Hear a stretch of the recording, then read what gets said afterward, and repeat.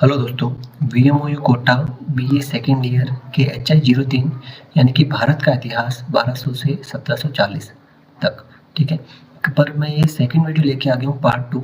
इसका मैं पार्ट 1 बना चुका हूँ जिसमें हमने देखा था कि जो हिस्ट्री है 1200 से 1740 तक, उसका काल क्रम क्या है, पहले कौन सा वंश आया, फिर कौन सा आया, मुगल वंश कैसे आया, ये सारी बातें हमने कर रखी है। तो अब हम सीधे क्या करेंगे, क्वेश्चन करेंगे। और क्वेश्चन अब की बार जो क्वेश्चन करेंगे वो आपको सीधे समझ में आने लगेंगे, क्योंकि हमारा क्या क्लियर है, कॉन्सेप्ट क्लियर है। तो अगर आपने पार्ट 1 नहीं देखा तो पहले आप वो पार्ट 1 देख लें, नहीं तो आपको समझने में दिक्कत हो सकती है। ठीक है, तो अब हम फटाफट क्या कर लेते हैं, चैप्टर को कर लेते हैं स्टार्ट। तो देखो, ये बनाने में काफ़ी मेहनत लगती है, तो एक बार आप इसको सब्सक्राइब कर लें और एक छोटा सा कोई भी कमेंट कर लें। अगर आप कमेंट करते हैं तो क्या होता है, इससे मेरी रीच बढ़ती है। ठीक है, तो स्टार्ट करते हैं। तो पहला सवाल है कि चालीसा या चहलगानी का गठन किसने किया था। देखो, इसका गठन किया था इल्तुतमिश ने किया। यह 40 वफादार तुर्क गुलामों का एक शक्तिशाली समूह था जो प्रशासन में सुल्तान की क्या करता था, मदद करता था। इल्तुतमिश कौन था, खुद एक गुलाम वंश का कोई एक राजा था, तो उसने क्या किया था, 40 वफादार तुर्क गुलामों का एक क्या बना दिया, संगठन बना दिया। तो उसके प्रशासन यानी कि राज्य को चलाने में उसकी क्या करता था, मदद करता था। अब दूसरा सवाल आ जाता है कि अलाही दरवाजा का निर्माण किसने और कहाँ करवाया। अलाही दरवाजे का जो निर्माण था वो अलाउद्दीन खिलजी ने करवाया था, दिल्ली में कुतुब मीनार के परिसर यानी कि बरामदा मान लो में करवाया। यह इस्लामी वास्तुकला का बेहतरीन नमूना है। ठीक है, तो यहाँ से याद हो जाएगा, देखो अल्लाह, यहाँ पर भी अल्लाह। तो अलाही दरवाजा अलाउद्दीन खिलजी कहाँ करवाया, दिल्ली में। किसके लिए करवाया, तो कुतुब मीनार के लिए। ठीक है, तो ये इंपॉर्टेंट सवाल है। तो अब आगे बढ़ते हैं। अगला है कि तुगलकनामा का लेखक का नाम बताइए। तुगलकनामा प्रसिद्ध के लेखक प्रसिद्ध विद्वान है अमीर खुसरो। कौन है भाई, अमीर खुसरो। ठीक है, इसने गयासुद्दीन तुगलक के सत्ता में आने का वर्णन है। ठीक है, गयासुद्दीन तुगलक ये क्या है, तुगलक वंश का है। ठीक है, तो ये तुगलक वंश क्या है, गुलाम वंश क्या था। ठीक है, इसके बारे में मैं सारी पहले डिस्कस कर चुका हूँ पार्ट 1 में, तो आप एक बार उसको देख लेना। अब आगे बढ़ते हैं। तो किताबों के नाम आते हैं, इसमें एक नाम दे दिया मैंने, आगे में 7-8 किताबों के नाम लेके आ जाऊंगा, उनमें से 1-2 किताबों के नाम आ जाते हैं। तो तुगलकनामा किसने लिखी थी, तो अमीर खुसरो। अब अगला सवाल। ठीक है, इक्ता प्रथा की शुरुआत किस सुल्तान ने की। इक्ता प्रथा की शुरुआत इल्तुतमिश ने की। उसके अंतर्गत सैनिकों और अधिकारियों को नगद वेतन के बदले में क्या दी जाने लगी, भूमि यानी कि इक्ता दी जाने लगी। पहले उनको नगद वेतन देते थे, कैश में पैसे देते थे, उसके बाद में उनको क्या देने लगे, भूमि देने लगे। ठीक है, अगला सवाल है, रजिया सुल्तान कौन थी, संक्षिप्त में परिचय दीजिए। ठीक है, तो रजिया सुल्तान दिल्ली सल्तनत के सुल्तान इल्तुतमिश की पुत्री और भारत की पहली महिला मुस्लिम शासिका थी। इन्होंने 1236 से 1240 तक शासन किया। यह अपनी वीरता, कुशल प्रशासन और तुर्की अमीरों के कड़े विरोध के बावजूद सत्ता संभालने के लिए इतिहास में क्या है, प्रसिद्ध है। ठीक है ना, रजिया सुल्तान एकमात्र मुस्लिम शासिका थी ना, तो फिर उसको लास्ट में उसको क्या कर लिया था, फंसा दिया था उसको। ठीक है ना, इसका एक कोई क्या बोलते हैं प्रेमी था, गयासुद्दीन करके कुछ या जलालुद्दीन करके कुछ ऐसा कुछ नाम था। ठीक है, मैं श्योर नहीं। फिर इसको पकड़ लिया था और घेर के मार दिया था। तब उसके पीछे फिर वो गाना बनाया कि अल्लाह बचाए मेरी जान के रजिया गुंडों में फंस गई। ठीक है, तो अगला सवाल है अब खंड ब में आपको देखो क्या करना है। अब कोशिश करना कि एक पेपर पूरा हो जाए, एक पेपर के बाद में उसके बाद में जितना ही होता है, यानी कि 2 पेपर हो जाते हैं तो अच्छी बात है, लेकिन एक पेपर को आपको लिखना ही है। एक पेपर से थोड़ा सा क्या करना है, ज़्यादा प्लस। ठीक है, देखो पहला सवाल है, इल्तुतमिश को दिल्ली सल्तनत का वास्तविक संस्थापक क्यों माना जाता है। ठीक है ना, ये गुलाम वंश का एक राजा था इल्तुतमिश। इंपॉर्टेंट है, इल्तुतमिश भी है, अलाउद्दीन खिलजी भी इंपॉर्टेंट है, इसलिए मैंने इल्तुतमिश के सवाल ज़्यादा लिए हैं, क्योंकि इल्तुतमिश में एक या 2 सवाल आएंगे। ठीक है, कुतुबुद्दीन ऐबक ने नींव जरूर रखी थी, लेकिन इल्तुतमिश ने उसे मजबूती प्रदान की, क्योंकि उसने पहला काम क्या किया था, इल्तुतमिश ने जो राजधानी थी पहले लाहौर थी, उसके स्थान पर वो राजधानी क्या बना दी? दिल्ली। तो 2 नंबर का भी सवाल आ सकता है कि दिल्ली को राजधानी बनाने वाला प्रथम दिल्ली सल्तनत का जो राजा था वो या सुल्तान था वो कौन था? तो इल्तुतमिश वैद था। उसने बगदाद के खिलाफ के खलीफा से शासन की कानूनी मान्यता प्राप्त की, ठीक है ना। वैद बगदाद है वहाँ के यानी मुस्लिमों की एक धार्मिक जगह मान लो या फिर तो बहुत बड़ी जगह मान लो। खलीफा होता है राजा, ठीक है ना, राजा के बराबर मान लो। तो उससे उसने क्या कर लिया था कि अब वो पहले तो वो क्या थे, ये सब गुलाम वंश था, यानी कि ये सब गुलाम थे। किसके गुलाम थे? तो गजनवी के गुलाम थे। फिर उसने क्या किया, अब वो स्वतंत्र राजा बनने के लिए उसने क्या प्राप्त कर ली थी? मान्यता प्राप्त कर ली थी। अब आगे प्रशासन, इसने एकता प्रणाली और चालीसा दल का गठन कर शासन को व्यवस्थित किया। मुद्रा, इसने शुद्ध अरबी सिक्के, चांदी का टका और तांबे का जीतल चलाए, ठीक है ना। तो ये हो गया अपने इल्तुतमिश। इसलिए इसको क्या कहते हैं? वास्तविक संस्थापक कहते हैं। तो अगर आपको पीडीएफ चाहिए, ठीक है ना, तो आपको क्या करना पड़ेगा? मेरे टेलीग्राम चैनल की लिंक इस वीडियो के नीचे और मेरे चैनल पर भी आपको मिल जाएगी। तो वहाँ से आप टेलीग्राम ज्वाइन कर लेना, तो वहाँ पर ये लिंक मिल जाती है, ठीक है ना। तो अभी तक आपने अगर सब्सक्राइब नहीं किया तो कर लो। मैं आपको 70 में से 70 नंबर लाने की बात कर रहा हूँ और मेरे सब्सक्राइबर भी कितने हैं? अभी सिर्फ 70 ही है। तो थोड़ा देखो भाई, आगे बढ़ते हैं। अब गयासुद्दीन बलबन के राजस्व सिद्धांत, राजस्व नहीं राजत्व, इम्पोर्टेंट है सवाल है ना। राजत्व सिद्धांत को सविस्तार व्याख्या करो। ये सवाल 1 नंबर का नहीं, यानी कि 2 नंबर का या 7 नंबर का आने के चांसेस हैं। तो ठीक है, इसको इस हिसाब से पढ़ना है। देखो, गयासुद्दीन बलबन दिल्ली सल्तनत का पहला सुल्तान था जिसने राजत्व के संबंध में एक स्पष्ट और व्यवस्थित सिद्धांत प्रतिपादित किया। इल्तुतमिश के उत्तराधिकारी के समय सुल्तान के पद की गरिमा गिर चुकी थी। क्यों गिरी थी? उसके पीछे भी कारण है, देखो। और तुर्कान ए चहलगानी था ना, 40 लोगों का वो समूह था। वो क्या करता था? प्रशासन में मदद कर रहा था। तो इल्तुतमिश जो राजा था उसकी जो गरिमा थी वो कम हो गई थी, और 40 जने थे ना लोग, इनकी जो मान था ना ये बढ़ गया था, ठीक है ना। तो फिर उसने जो बलबन आया उसके अगला जो राजा, उसने कौन सा नियम लेके आया? राजत्व का सिद्धांत लेके आया, ठीक है ना। क्यों लेके आया? क्योंकि जो राजा की जो गरिमा गिर रही थी ना उसको वो वापस उठाना चाहता था, ठीक है ना। क्योंकि देखो, और तुर्कान ए चहलगानी 40 दल का वर्चस्व बढ़ गया था। इसे पुनः स्थापित करने के लिए बलबन ने निम्नलिखित सिद्धांत अपनाए, ठीक है ना। अब राजत्व सिद्धांत के अंदर कौन कौन से बातें हैं? पहला, दैवीय सिद्धांत, ठीक है, यानी कि बलबन के अनुसार सुल्तान का पद ईश्वर द्वारा प्रदान किया जाता है। उसने स्वयं को निबायत ए खुदाई, यानी ईश्वर का प्रतिनिधि, और जिल ए इलाही यानी ईश्वर की छाया कहा। उसका मानना था कि सुल्तान के कार्य आलोचना नहीं, सुल्तान के कार्यों की आलोचना नहीं की जा सकती, ठीक है। अब दूसरी बात क्या, कौन सा रूल अपनाया था? रक्त और लोह की नीति। बलबन ने विरोधियों और मंगोल आक्रमणकारी से निपटने के लिए अत्यंत कठोर नीति अपनाई। उसने अपराधियों को मृत्युदंड और उसके परिवार को कठोर सजा दी जाती थी। तो लोह और रक्त की नीति या रक्त और लोह की नीति इंपॉर्टेंट सवाल है, ये भी 2 नंबर वाले में भी आ सकता है। इसमें क्या था कि बलबन ने चलाया था, इसमें कोई माफी नहीं है। जो भी विद्रोह करेगा, जो भी आक्रमण करेगा, उसको क्या होगा? सीधा ही क्या होगी? उसकी मृत्यु मिलेगी, उसको मृत्युदंड होगा, और उसके जो परिवार वाले होंगे उनको भी क्या मिलेगी? सजा मिलेगी, ठीक है। उसके बाद देखो अगला सवाल आता है कि यानी कि इसका अगला टॉपिक ईरानी परंपरा। ईरानी परंपरा लेके आया था ईरान, जहाँ से ये लोग आए थे, यानी कि जहाँ पर ये मुस्लिम धर्म बनाए। सिजदा और पाबोश, सुल्तान का खौफ और सम्मान बढ़ाने के लिए बलबन ने दरबार में सिद्धा घुटने के बल बैठकर सुल्तान को नमन करना और पाबोश सुल्तान के चरणों को चूमने की प्रथा स्टार्ट की, ठीक है ना।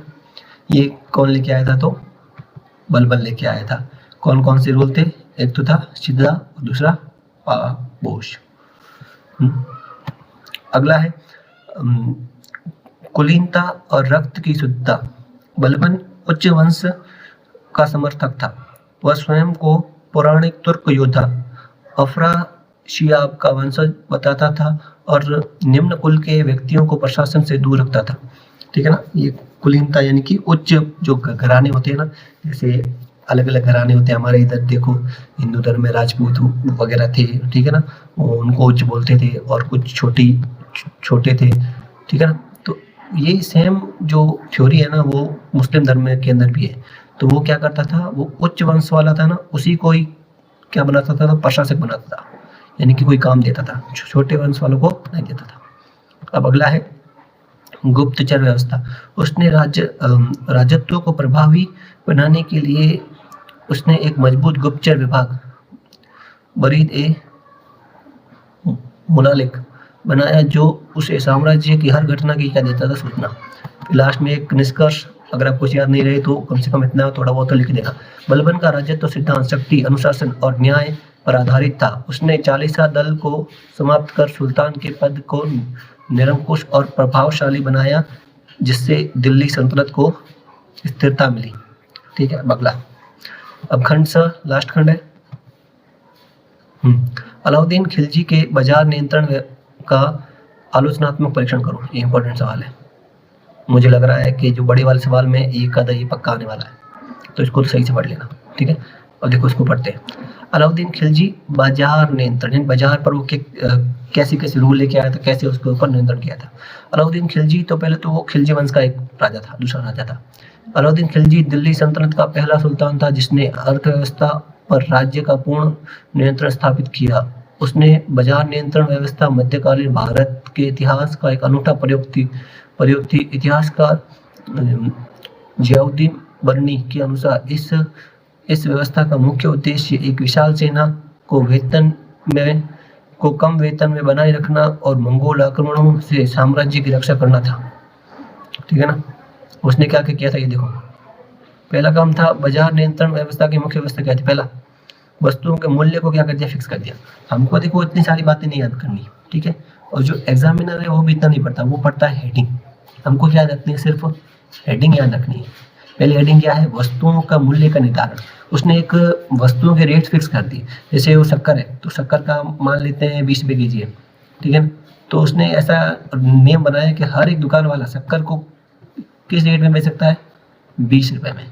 ठीक है ना, ये मेरी राइटिंग इस पर थोड़ी भी बनी नहीं है, मैं भी नया हूँ थोड़ा, तो एडजस्ट कर लेना। तो वस्तुओं का मूल्य क्या कर दिया, तो निर्धारित। दूसरी बात, विभिन्न बाजारों की क्या कर दी, उसने स्थापना कर दी। ठीक है, तो देखो सुल्तान ने दिल्ली में अलग अलग वस्तुओं के लिए अलग अलग बाजार स्थापित किए। होता है ना, अलग अलग बाजार होते हैं, वही बात है ना, कोई स्वेटर का होता है, कोई अनाज का होता है, ये सारे अलग अलग बाजार होते हैं। जैसे मंडी, अनाज का बाजार को हम क्या कहते हैं, वो मंडी कहते हैं। हमारे यहाँ जोधपुर में तो ये शब्द है ना, ये शब्द बड़ा ही अपमानित है। ठीक है, इसके पीछे कारण है, इसके पीछे कहानी है, जिसको पता है वो एक बार कमेंट करके बता दो ऐसा क्यों है। ठीक है, सियाद ए अदल, निर्मित वस्तुओं कीमती कपड़ों, चीनी और मेवों का बाजार, इसको बोलते हैं सियाद ए अदल। इतना हमको याद नहीं रखना है, बस ये याद रखना कि विभिन्न बाजारों की क्या कर दी, स्थापना कर ली थी। फिर है तीसरा कि कुशल प्रशासनिक ढांचा। ये आपको ये हेडिंग सही लिखनी है, हेडिंग सही लिखी तो अंदर वाला कोई नहीं पढ़ता, हेडिंग सही से लिख देनी बस। बाजार को सुचारू रूप से चलाने के लिए सुल्तान ने नए पदों का क्या कर दिया था, सर्जन। और नए पद कौन कौन से थे, एक तो था सहना ए मंडी अभी हमने देखा क्या था, वो बाजार वाला था। यह बाजार का सर्वोच्च अधिकारी था, सहना ए मंडी, अधीक्षक था होता। ठीक है, अब आगे देखो, एक और पद का नाम है दीवान ए रियासत, यानी पूरे व्यापारिक तंत्र का क्या था, मुखिया था, प्रमुख था। फिर एक और है बरीद ए मुनहियान, ये गुप्तचर थे जो सुल्तान को बाजार की पल पल की क्या देते थे, खबरें देते थे। फिर चौथा टॉपिक, ये इसका नाम सही से लिख देना, सरकारी भंडार और राशनिंग प्रणाली। अकाल या सूखे की स्थिति से निपटने के लिए सुल्तान ने सरकारी अन्न भंडार बनाया। उसने राशनिंग व्यवस्था लागू की, जिसके तहत अकाल के समय प्रत्येक परिवार को निश्चित मात्रा में अनाज दिया जाएगा। यानी कि उसने काम तो काफ़ी अच्छे किए थे अलाउद्दीन खिलजी ने, पर वो राजस्थान के लिए तो अभिशाप था एक। उसने इतने साके करवाए, इतने किसी ने नहीं करवाए थे। ठीक है। 5वां, व्यापारियों का पंजीकरण। सभी व्यापारियों विशेषकर बंजारों, अनाज ढोने वाले को राज्य में पंजीकृत होना अनिवार्य था। उन्हें सरकारी नियमों का पालन करने की सख्त हिदायत दी जाती थी। ठीक है ना। अगला है कठोर दंड व्यवस्था। नियम का उल्लंघन करने वाले व्यापारियों को खौफनाक सजा दी जाती थी। वर्णी के अनुसार यदि कोई दुकानदार तौल में कम सामान लेता तो उसके शरीर से ही उतना ही मांस काट लिया जाता था जितना उसने कम तोला है। उस डर से बाजार में बेईमानी पूरी तरह क्या हो गई, खत्म हो गई। अलाउद्दीन खिलजी ने इतने काम किए, इतना वो कठोर था, ठीक है ना, इतने सारे वो नियम बनाए। लेकिन एक बात है कि जो उसकी वाइफ थी ना, ठीक है ना, वो किसी और इसका एक सेनानायक था, उससे वो क्या करती थी, लाइक करती थी। उस चक्कर में क्या हो गया था, बगावत हो गई थी। जो इस सेनापति था ना, ये भाग कर कहाँ गया था, रणथंभौर आ गया था। रणथंभौर हमारे कहाँ, राजस्थान में, वहाँ पर चौहान वंश था, ठीक है ना। फिर वो रणथंभौर के जो चौहान थे ना, उनके शरण में आ गया था। और फिर चौहानों को कहा अलाउद्दीन खिलजी ने कि मेरा ये सेनानायक वापस दे दो, लेकिन दिया नहीं था। फिर हो गया था अपने साका, और राजस्थान का वो पहला साका था। कब हुआ था, तो 1301 में हुआ था, 1301 में हुआ था, ठीक है ना। उसके बारे में आगे देखेंगे।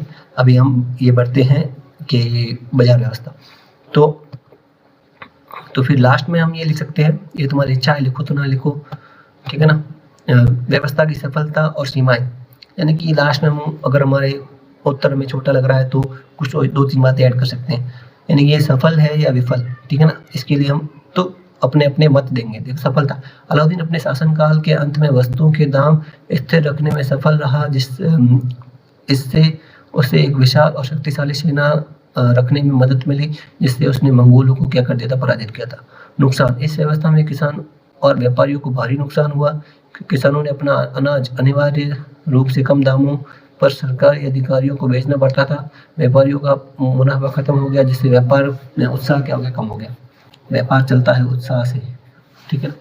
निष्कर्ष का निकला, क्या निकला इसका, अलाउद्दीन खिलजी की बाजार व्यवस्था प्रशासनिक दृष्टि से अद्भुत थी, लेकिन यह भय की शक्ति है, भय और शक्ति पर आधारित थी। यही कारण है कि 1316 ईस्वी में अलाउद्दीन की मृत्यु के बाद यह व्यवस्था क्या हो गई थी, खत्म। अलाउद्दीन खिलजी के बाद में खिलजी वंश ही खत्म हो गया था। इतना वो शक्तिशाली था, इतने उसने अपना जो साम्राज्य था ना, उसको इतना ज्यादा बड़ा कर दिया कि जो कोने कोने के जो राजा थे ना, अलाउद्दीन जब तक था, जब तक तो वो उसके साथ थे। जैसे अलाउद्दीन खत्म हुआ, सबने क्या कर ली, बगावत कर ली, और नए नए राज्यों का क्या हो गया, गठन हो गया। यानी कि पहले से राज्य थे, स्वतंत्र हो गए वो। उसके बाद में फिर से युद्धों में भारत उलझ गया था। अब मुख्य बिंदु ये तुम पढ़ लेना, बाकी मैं अलग से बता दिया ताकि तुमको एक बार ब्रीफ में तुम पढ़ सको। ये मैं PDF दे दूंगा, उसमें देख लेना। अभी तक आपने चैनल को सब्सक्राइब नहीं किया तो मैं एक बार फिर से कह रहा हूँ, कर दो भाई। और मुझे तो भाई कितने करने बताऊँ, एक बार इतने हो जाए ना, कितने हो जाए, इतने। चलो आगे बढ़ते हैं। मोहम्मद बिन तुगलक की प्रशासनिक योजनाओं का मूल्यांकन कीजिए, वह अपनी योग्यताओं में क्यों असफल रहा, ठीक है। मोहम्मद बिन तुगलक, ये भी एक भाई तुगलक वंश का एक सुल्तान था, ये खतरनाक है। अब ये अगर सवाल आ जाए ना तो फिर मजे आ जाएंगे, क्योंकि बहुत आसान है, ठीक है। नाम याद रखना, मोहम्मद बिन तुगलक, प्रशासनिक योजनाओं का मूल्यांकन करना है और वो असफल रहा, यानी कि कैसे। मोहम्मद बिन तुगलक के ऊपर सवाल आ गया तो क्या लिखना है, देखो। मोहम्मद बिन तुगलक दिल्ली सल्तनत का सबसे विद्वान, तर्कशास्त्री और बहुमुखी प्रतिभा वाला सुल्तान था। वह शोपनशील और समय से आगे का शासक था, शासक भी कहा जाता था। उसने साम्राज्य की उन्नति के लिए नवीन योजनाएं बनाई, परंतु देखो क्या हुआ, प्रशासनिक दूरदर्शिता, यानी कि आगे के बारे में उसको ऐसे अंदाजा तो है, लेकिन उसको ये नहीं है पता कि ऐसा होगा कि नहीं होगा। ऐसे अपने मनगढ़ंत कुछ ऐसे ही काम कर दी थी उसने। प्रतिकूल परिस्थितियों के कारण सभी विफल रही। प्रतिकूल यानी कि विपरीत परिस्थितियां आ गई। जैसे अगर वो हम बिना छाता लेके घर से बाहर निकले और बारिश आ जाए, ठीक है ना, और एक बार हम छाता लेके निकले और पूरे टाइम क्या मौसम एकदम खिला खिला रहे, तब लोग कहेंगे ये देखो पागल, ठीक है ना। तो दोनों ही काम में हमारी परिस्थिति कैसी थी, प्रतिकूल थी। तो ऐसा इसी के साथ हुआ था। देखो क्या हुआ था, प्रमुख योजनाएं कौन कौन सी थी इसमें। देखो पहला तो उसने क्या किया था, दोआब में करवदी। दोआब किसे कहते हैं मैंने बता दिया था, जैसे दो नदियां हैं, दो नदियां यहाँ पर आके मिल रही है, ठीक है। तो दो नदियों के बीच का जो क्षेत्र होता है उसको बोलते हैं दोआब। वहाँ पर फसल अच्छी होती है क्योंकि पास में नदियाँ होती है, उपजाऊ भूमि होती है, तो वहाँ पर जो टैक्स होता ना, कर, उसको वृद्धि कर दी थी। उससे क्या हुआ, सुल्तान ने राजकोष भरने के लिए गंगा यमुना के उपजाऊ दोआब क्षेत्र में कर बढ़ा दिया। मूल्यांकन सिद्धांत रूप में यह सही था, यानी कि था तो सही भाई, वहाँ पर जहाँ पर कृषि ज्यादा होगी वहाँ पर टैक्स ज्यादा लिया जा सकता है। लेकिन हुआ क्या, देखो क्योंकि वह क्षेत्र सम्मत था, लेकिन जिस समय कर बढ़ाया गया उसी समय वहाँ भीषण क्या बढ़ गया, अकाल, यानी कि क्या हो गई, प्रतिकूल परिस्थितियां हो गई। सुल्तान के अधिकारियों ने जबरन कर वसूली जारी रखी, जिससे किसानों ने विद्रोह कर दिया और खेती छोड़कर जंगल में भाग गए। बाद में सुल्तान ने सहायता दी, लेकिन तब तक बहुत देर हो चुकी थी। अब दूसरा काम, पहला काम तो हो गया, काम गलत हो गया। दूसरा काम, राजधानी परिवर्तन। सुल्तान अपनी राजधानी दिल्ली से बदलकर देवगिरी दौलताबाद करने का निर्णय लेता है, ठीक है ना। उससे फिर क्या हुआ, उसके दो मुख्य उद्देश्य थे, दक्षिण भारत पर बेहतर नियंत्रण और मंगोल आक्रमणों से सुरक्षा। देखो दौलताबाद है महाराष्ट्र में, ठीक है ना, और ये पहले थे दिल्ली से महाराष्ट्र काफी दूर है। विफलता के कारण क्या, देखो सुल्तान ने केवल दरबार ही नहीं बल्कि पूरी दिल्ली की जनता को दौलताबाद जाने का आदेश दिया। 700 मील पैदल यात्रा में भीषण गर्मी के कारण हजारों लोग मारे गए। तब उसे एहसास हुआ कि दक्षिण से उत्तर भारत पर नियंत्रण करना कठिन है, तो उसे पुनः दिल्ली लौटने का आदेश दिया, जिससे अपार धन की क्या हो गई, हानि। यानी इसका जो भी इसका प्लान था वो सारा क्या हो गया, उल्टा हो गया, ठीक है। तो ये दूसरा काम भी उसका क्या हो गया, खराब हो गया। उसका जो मोटिवेशन था ना वो तो अच्छा था, लेकिन इसका काम क्या हो जाता, उल्टा हो जाता। अब अगला, सांकेतिक मुद्रा, ठीक है। उसने विश्व में चांदी की कमी को देखते हुए सुल्तान ने चांदी में टंका के स्थान पर तांबे और कांसे के सांकेतिक सिक्के चलाए, ठीक है ना। पहले चांदी के थे, फिर वो कांसे और तांबे के लेके आ गया, लेकिन फिर क्या हुआ, उसके नकली सिक्के बनने लग गए थे। यह एक क्रांतिकारी आधुनिक विचार था। विफलता के कारण क्या था, सुल्तान सिक्कों की ढलाई पर सरकारी नियंत्रण नहीं रख सका। परिणाम स्वरूप लोगों ने अपने घरों में ही नकली सिक्के बनाना शुरू कर दिए। विदेशी व्यापारियों ने इन सिक्कों को लेने से मना कर दिया। अंत में सुल्तान को सरकारी खजाने से असली चांदी के सिक्के देकर नकली सिक्के वापस लेने पड़े, जैसे राजकोष क्या हो गया, खाली हो गया। ये काम में क्या बढ़ गया बेचारे का, उल्टा।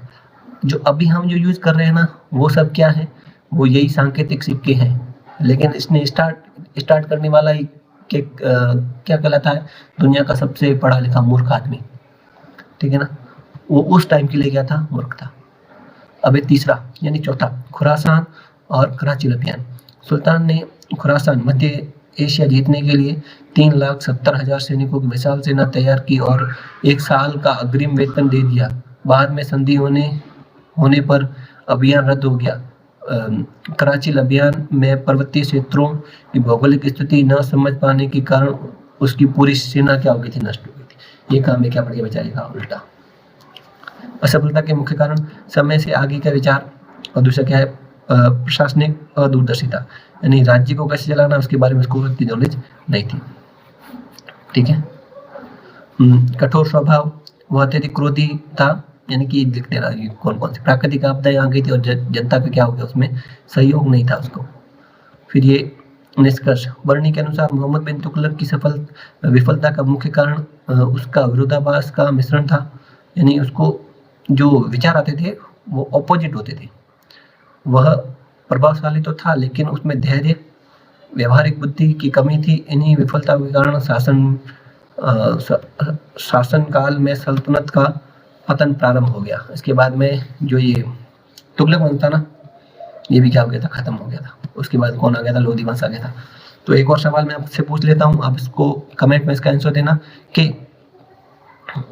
जो ये खानवा का युद्ध हुआ था ना, खानवा का युद्ध कब और किसके बीच में हुआ था, ये सवाल इंपॉर्टेंट है इसलिए मैं आपको पूछ रहा हूँ। बाकी बातें अगली क्लास में। और चैनल को सब्सक्राइब कर दो और क्या करना था, कमेंट करना था। लाइक तो आप कर ही दोगे, तो धन्यवाद।